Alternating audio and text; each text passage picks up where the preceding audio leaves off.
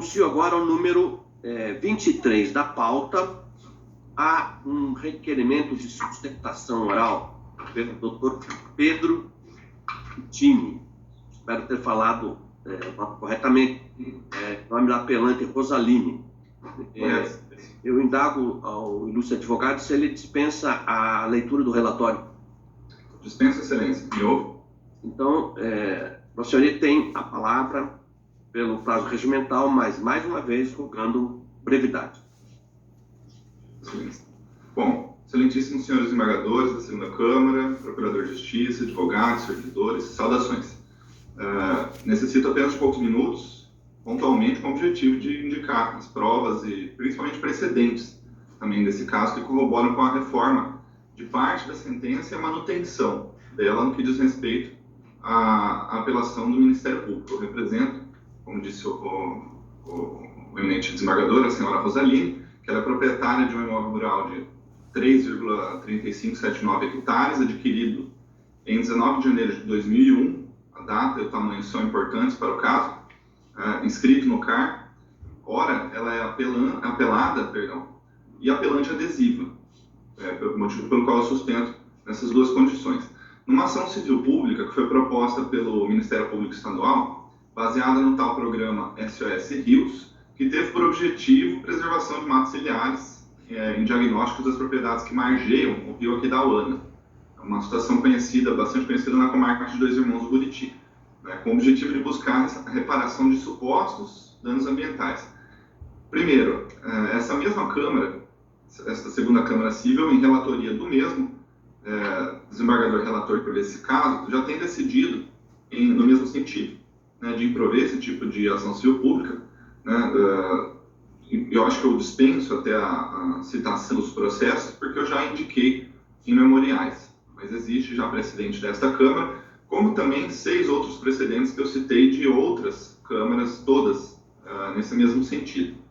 Então, reitero também, excelências, que são muitas ações civis públicas idênticas distribuídas naquela comarca de Dois Irmãos Buriti no ano de 2018, utilizando laudos feitos nessas propriedades rurais em 2013. A ação foi distribuída somente em 2018, o que, para fins de uma judicialização, pode alterar completamente essa alegação de dano ambiental. Bom, além disso, denota-se nessas ações, nesses laudos, uma evidente essência de ativismo ambiental, sem aceitar a existência de áreas consolidadas. Esse é o ponto principal dessa situação. Os artigos 61A, 67 e 68 do Código Florestal. Isso porque, excelências, na época, 2018, ainda se discutia no STF a constitucionalidade desses dispositivos nas ADIs 4901, 02, 03 e ADC 42. Nesse sentido, até sentimos por não ter sido oportunizado uma instrução processual nesse processo em primeira instância, numa audiência para interrogar os peritos da Demeter Engenharia, contratada pelo Ministério Público, pois temos conhecimento que eles foram orientados a não considerar a existência de áreas consolidadas nesse laudo. Ao analisar esse tipo de situação no processo, percebe-se que eles nem consideram se a área é consolidada ou não. Isso sem contar que o próprio laudo ele produz provas contra a ação em si. Quando eles fazem uma suposta classificação de benfeitorias, que nem é uma classificação, porque não obedece a uma técnica de ABNT nem nada, apenas segue a legenda das fotografias. Vide a figura 4 da folha 75, ela fala que seria uma estrutura de lazer. A figura 5 da folha 76 fala que seria um chiqueiro da propriedade. A figura 6 da folha 76 fala que seria um mangueiro da propriedade.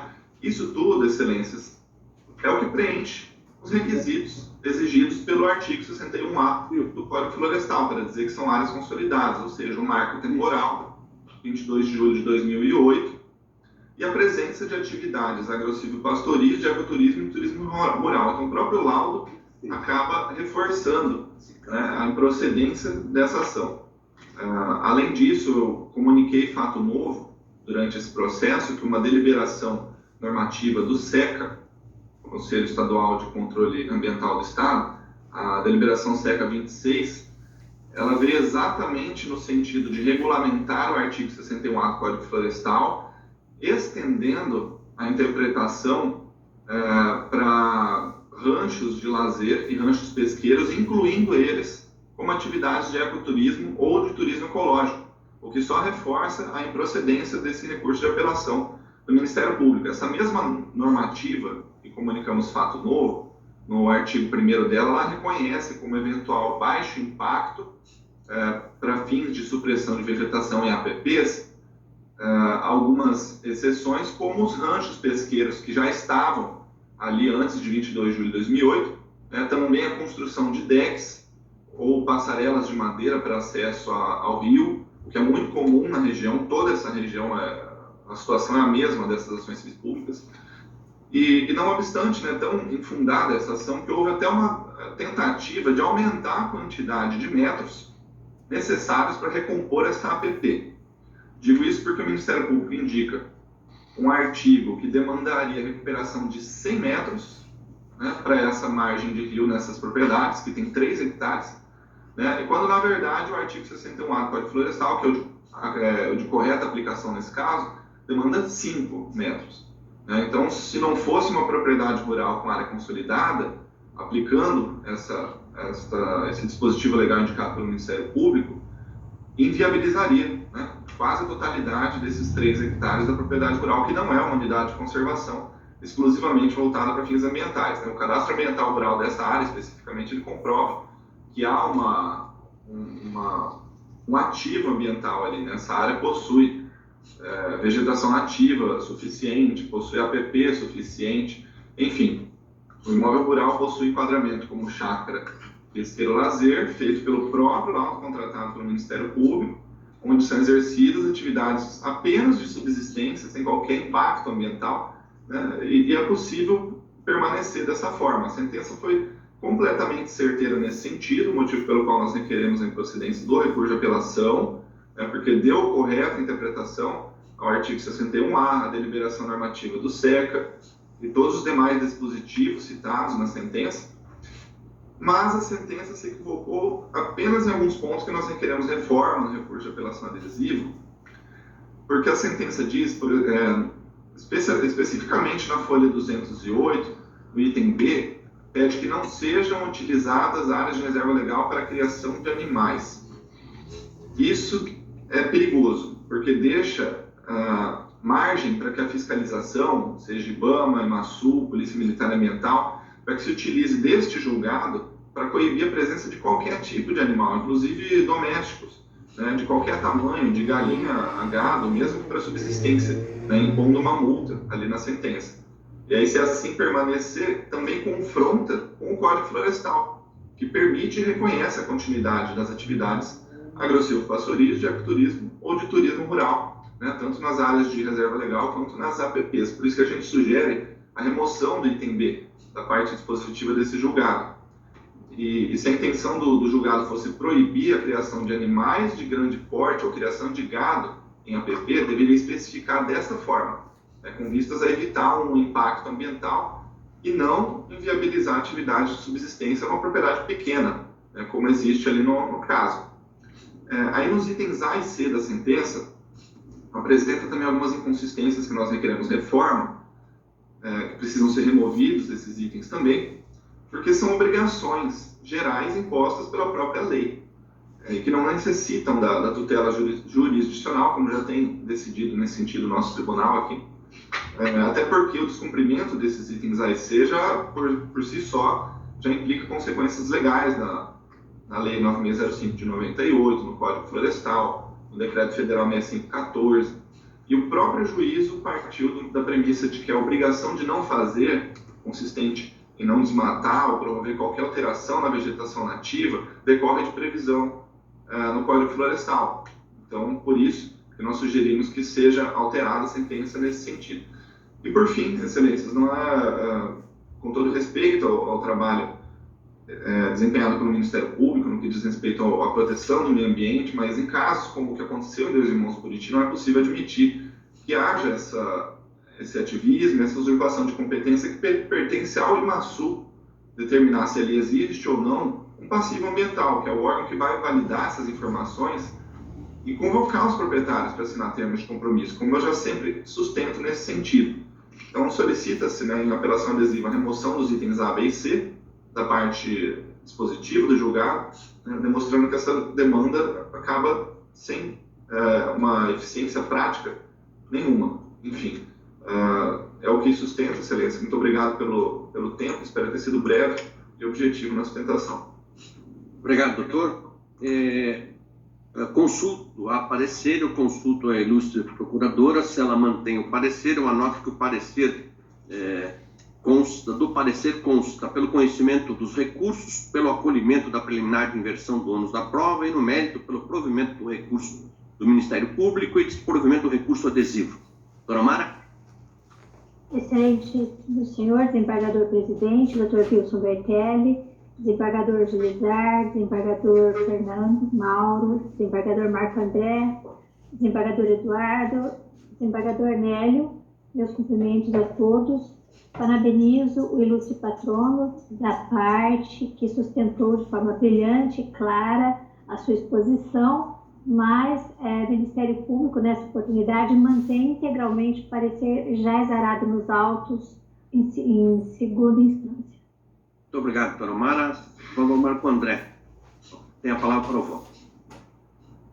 Senhor presidente, aqui está a situação civil pública, dano ambiental, uma pequena propriedade, às margens ali do rio Aquidauana.